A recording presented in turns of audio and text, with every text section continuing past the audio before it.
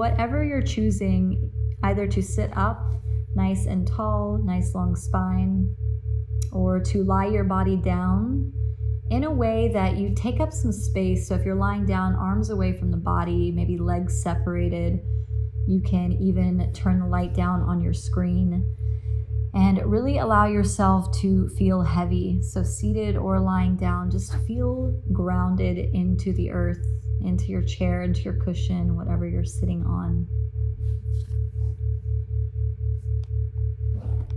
And I encourage you to really relax fully the entire body. So just as you were stating, your anger lives in the chest, around the throat, in the head. Sometimes when we are angry, we bottle things up. We begin to tense our muscles. So in this moment, just be conscious to expand and lengthen musculaturely. So just if you are visualizing the muscles wrapping around the bone, allow the fist to relax, allow the jaw to relax, allow the brow to relax.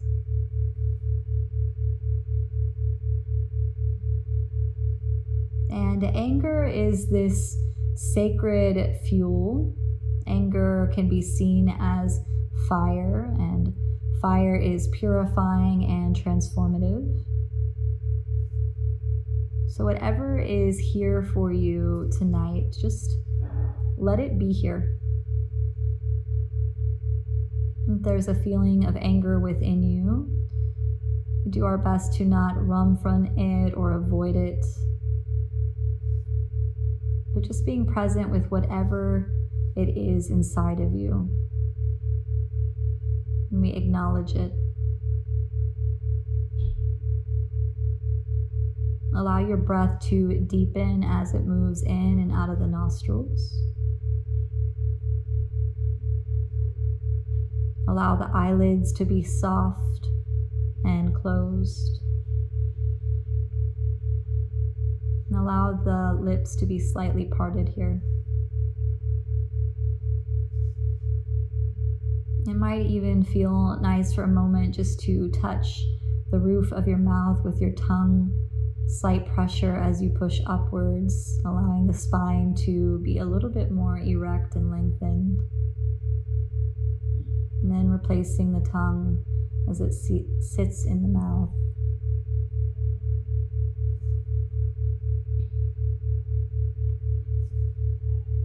And we can see anger sometimes as something that is a distracting reaction to a softer emotion. So a softer emotion that we might be missing because this feeling of frustration is masking it. So really tune in here to where your anger stems from when it does come.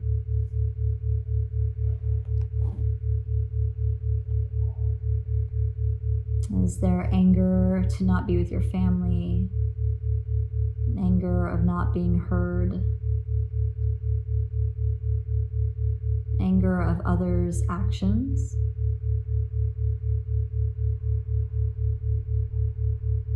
And as this comes to mind, think instead of the needs beneath the anger. What needs are not being met? Is there a need of connection? Is there a need of acknowledgement? Is there a need of peace, stillness, and silence?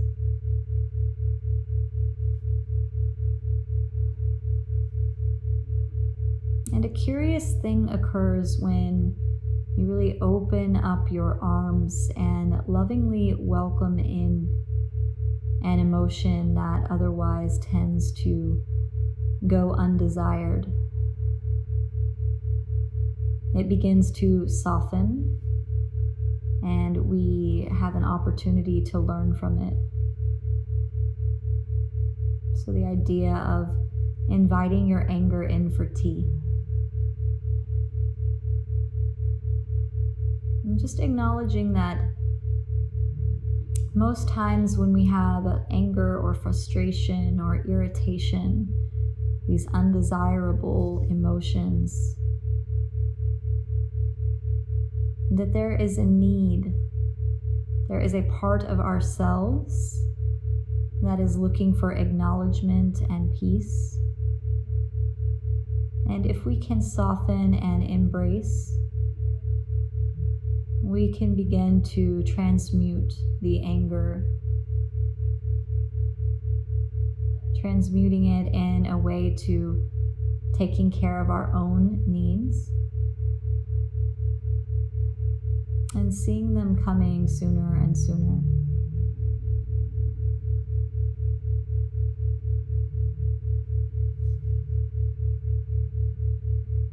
And as you set into your anger and where it stems from, the needs beneath it, also acknowledge that many times when we have anger, this is a coping mechanism or a survival strategy.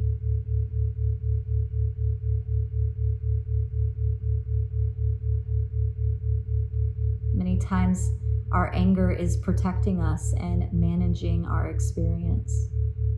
So instead of being angry with your anger and curious of why it's here, why it makes life difficult, notice and acknowledge the goodness that your anger brings. Maybe you're angry because you want fairness for others. Maybe you're angry because you wish for the safety of all. Maybe you're angry because you wish to be understood by your family or acknowledged.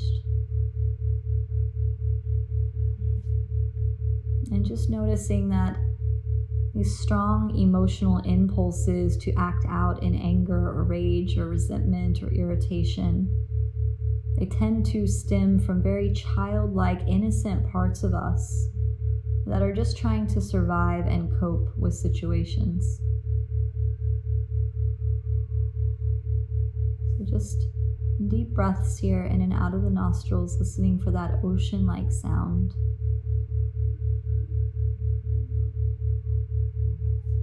And how can we more freely embrace our anger? How can we get to the root of the need? How can we embrace that inner child that's just looking for connection or safety?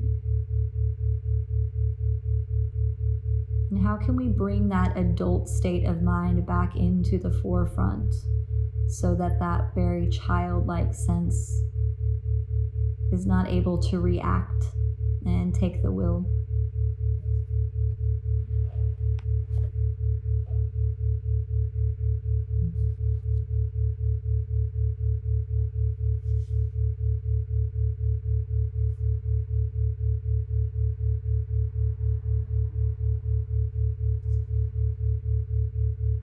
And in this moment,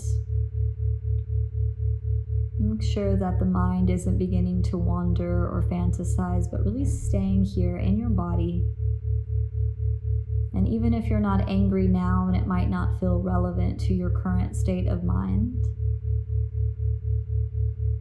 maybe a moment comes to mind that there was anger, that you felt anger. And again, noticing where that anger travels in the physical body.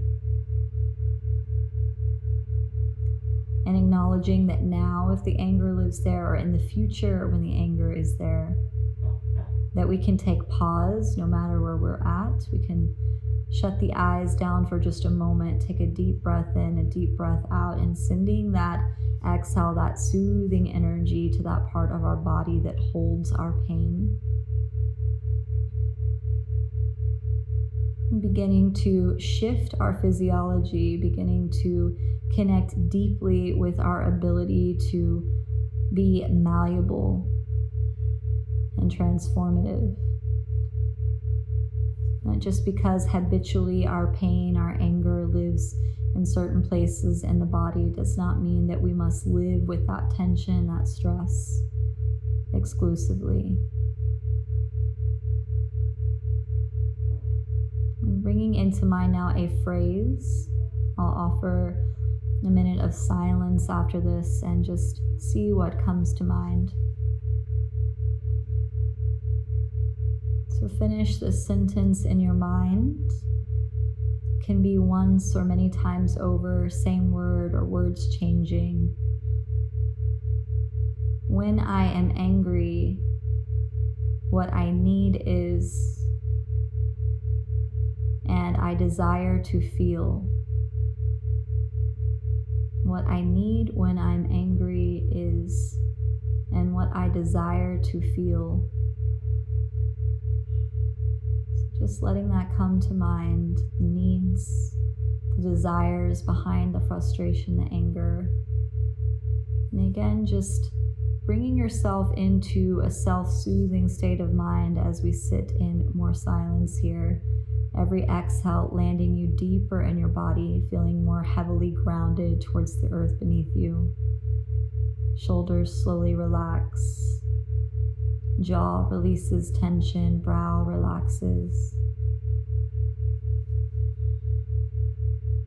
And continue to be present. Feel, breathe, and be.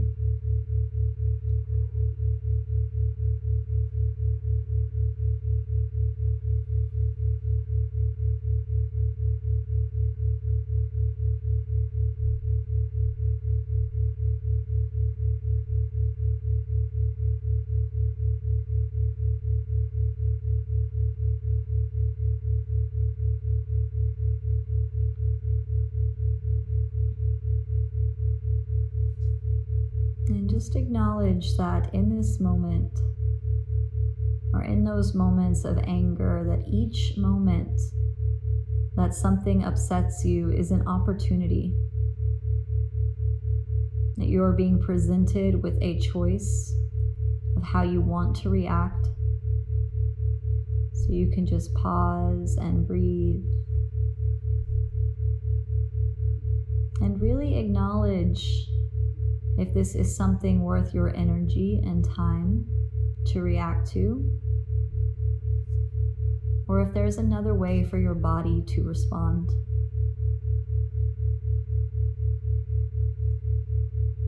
When we get angry, many times it comes from the mind, not the heart. So our mind begins to tell story. They should have, they could have. Why didn't they? Why didn't I?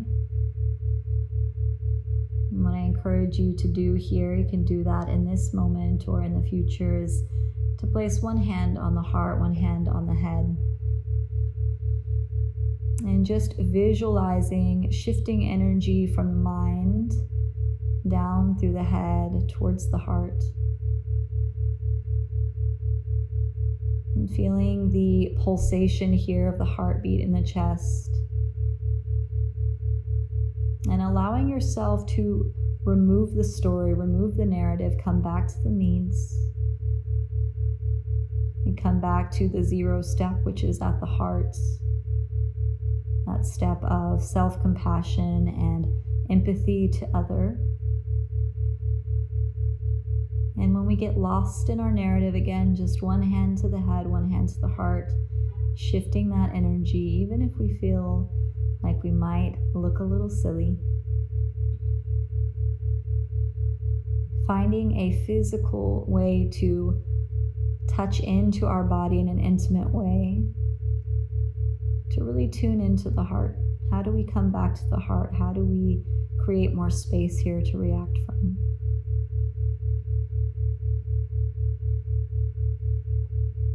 Whenever it feels right, you can always replace the hands back onto the knees, knowing that at any time when you feel anxious or even in a panic attack or stress or just deep anger, you can always again just embrace the heart, embrace the mind, tune the world out, tune into yourself.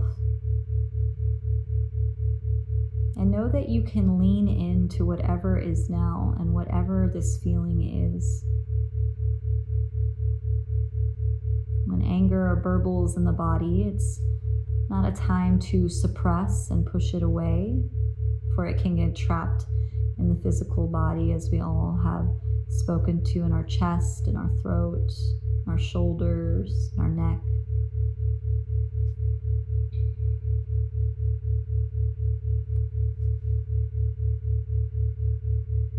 And just know in that moment when our anger comes up, especially if it is with other, so anything outside of ourselves, that we have the full capability of bringing things back within, shutting the eyes, coming into breath. If it's connection that we seek, if it's acknowledgement, if it's kindness, we let go of our expectation of other and we give ourselves kindness. We give ourselves acknowledgement.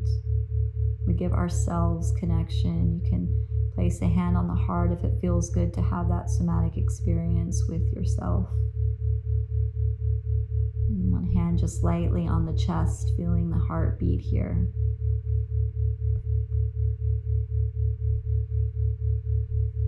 And so a big part of managing our anger is actually becoming closer friends with it, creating an intimate bond, knowing the needs beneath it, and then translating them into gratitude.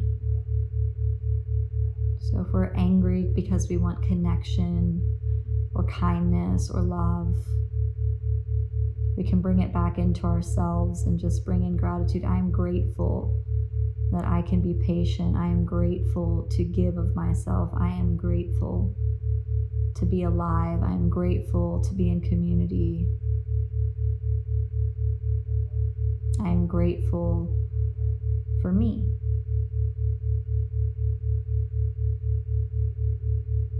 It might be one of the hardest practices that we do in a moment of rage and fire and anger, to put our hands on our heart and just repeat, I am grateful, I am grateful, I am grateful. But in a very chaotic and seemingly lost world, it's time that we tune back in to our internal experiences, our internal worlds. And we begin to befriend the parts of us that society pushes aside, those exiles in the darkness.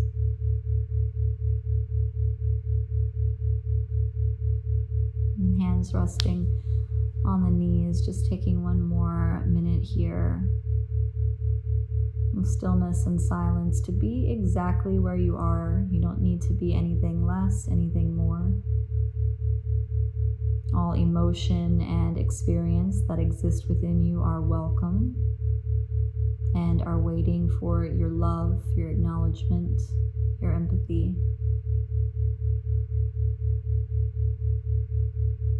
And what are you grateful for? Maybe you even say it out loud over and over here for a moment. None of us will hear. I am grateful for shared reality. I am grateful for conscious community. I am grateful for platforms that bring us together instead of push us apart. I am grateful for self-love and deep connection. I am grateful for forgiveness. I am grateful for kindness. I am grateful, I am grateful, I am grateful.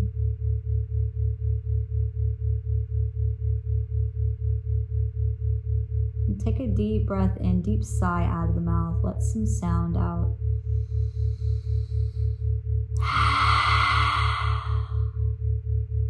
Once more, let it out.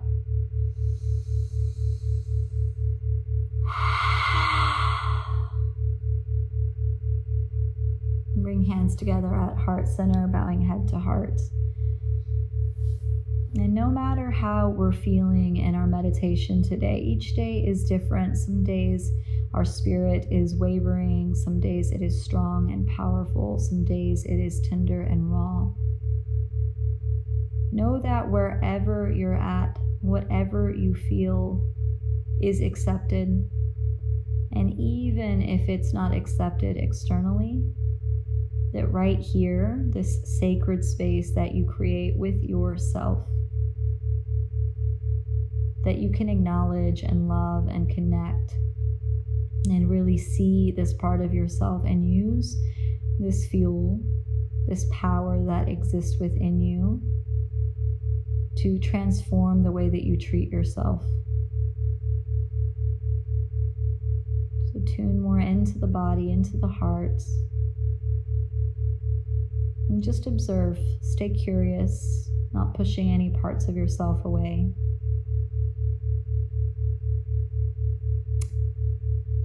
All of the parts of me, the accepted and the suppressed, honor and acknowledge and love all the parts of you, the celebrated and the hidden. Namaste.